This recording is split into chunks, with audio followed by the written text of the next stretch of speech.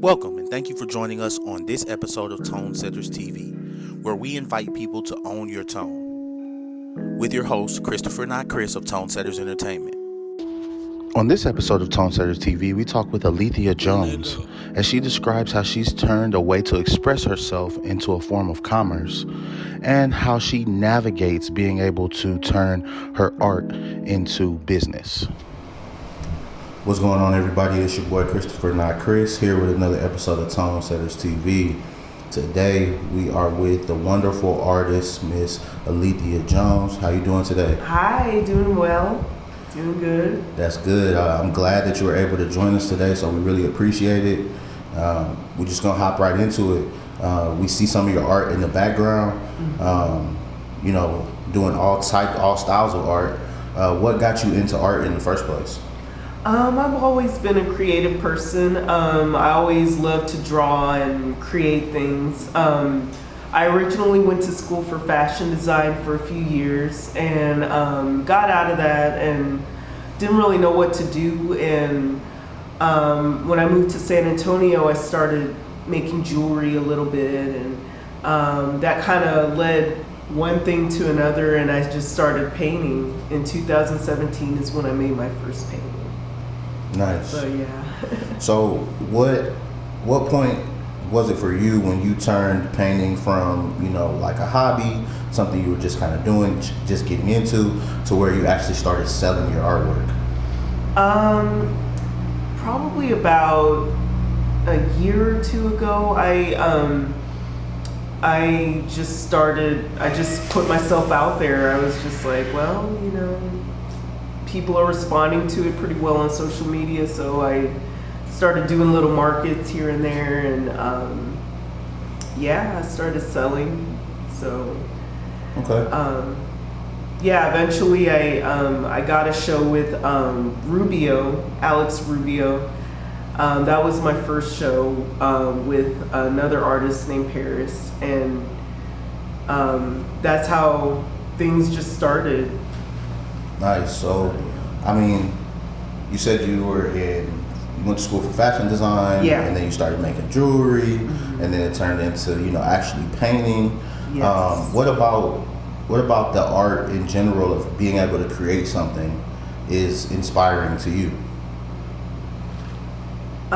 What about it is inspiring to me? Like what makes you want to be a creator?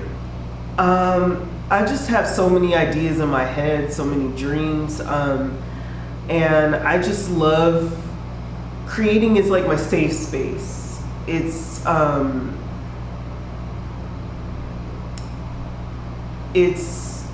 I just love being able to take all the stuff that's going in my head and then just pretty much manifesting itself into something physical, something tangible.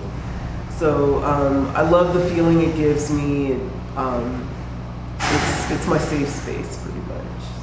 Okay, and so in creating and being a creator, being your safe space, what about the business side of it has been kind of a challenge for you in making sure that you're actually making some income off of your artwork, whether it be the jewelry you were making or now the paintings that you're doing? So the business side is my weakness, pretty much. Just promoting myself. I love what I make and I think it's awesome, but there's some what's it called?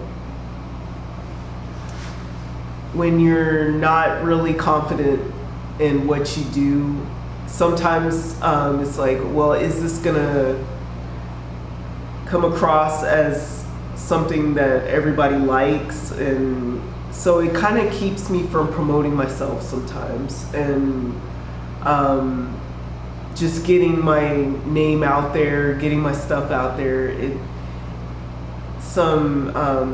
So it's a lot about self-esteem and getting over that hurdle, and just promoting myself and pricing my artwork at a price that's fair for me and fair for the viewer as well. So it's just something that I'm working on. I definitely understand that. No, I appreciate you saying that because even, being a content creator and doing things with my camera, I've gone through the same issues, and I still go through them as far as, okay, is this good enough? Yeah. Am I charging what I'm charging? Or, did I, all the work I put in, but are they going to like it? And, those type of things definitely come across your mind. So I appreciate you sharing that and being vulnerable in that way because as a creator, it is kind of hard to put a price tag on something you made because it's very valuable to you, but in the marketplace, you have to determine its value. And that kind of becomes the challenging part because you don't want to overcharge, you don't want to undersell yourself. Right. You have to find that balance. So I definitely understand where you're coming from there. As far as, the business is concerned of your art, what is your favorite piece that you've done so far? My favorite piece? Oh man, that is hard. I think it's going to be this Untitled piece right here. I think it's it's a little bit of my spirituality. I'm a Christian, but it also has aspects of dreams that I've been having, like recurring themes. And before I was just doing the spiritual aspect of myself. And this painting kind of represents just a clash of the two worlds, pretty much. Okay. So, that was my favorite piece so far to work on. Okay, and I mean, I appreciate you mentioning that you're a Christian. The artwork and the different pieces that I've seen and the spiritual aspect behind them is what really intrigued me to your work. Okay. So that when I first saw your work, the first day I walked in and I started looking, and then I started reading the titles, and I was like, okay, that's what I thought that was. Yeah. Okay, I like that. I like that, and I like your interpretation of scriptures and things of that nature. So I appreciate the way that you have positioned your art. So it's definitely noticeable, and I appreciate it. That's why I was excited to get you on today. Thank you. I'll make sure everyone sees the Untitled work that you were just discussing. Okay. So, we talked about your favorite. Do you have a least favorite that you've ever done? Do you have one that you kind of started off, it was a good idea, and then you were like, I don't know about this one? I don't know if I have a least favorite.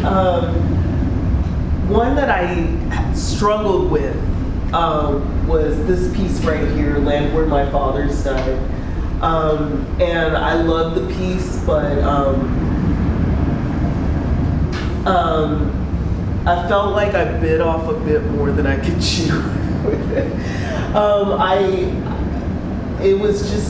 It talks about, the issues that are going on with police brutality and mass incarceration and just a lot of issues that men of color have been going through. And just a lot of insecurities and just personal feelings going through that piece, and I just had to get to the point where I was like, okay, let me step back from this and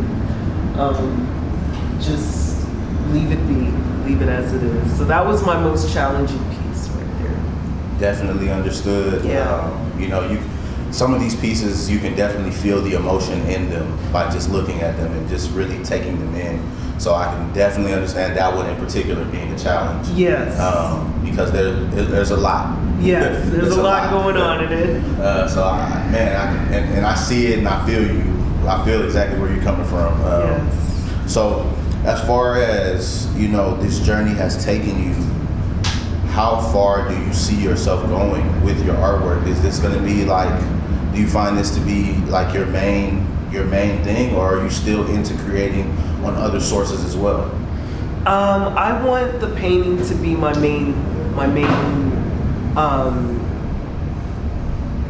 I guess creative career.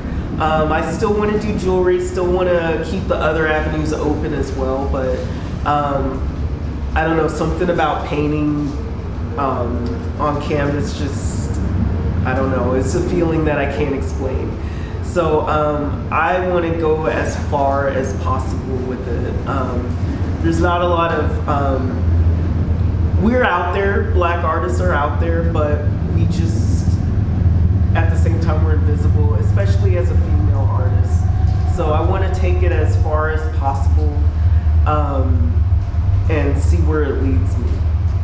Nice, and that was another reason I was really excited because you know, just in our city in San Antonio, you don't see a lot of black artists. Right. So I was really excited to see a black woman artist because we don't see a lot of that all the time around here. Not to say that they don't exist. It's just like you said, it's a little bit hidden. It's not spotlighted a lot. Right. So I definitely wanted to, you know, at least give you an opportunity to showcase some of your work and tell us a little bit about yourself. So I really appreciate you being vulnerable with us. Yes. And, you know, letting us know kind of how you've been feeling about certain pieces and about the business side and all those aspects, because those are things that we all go through in any type of business.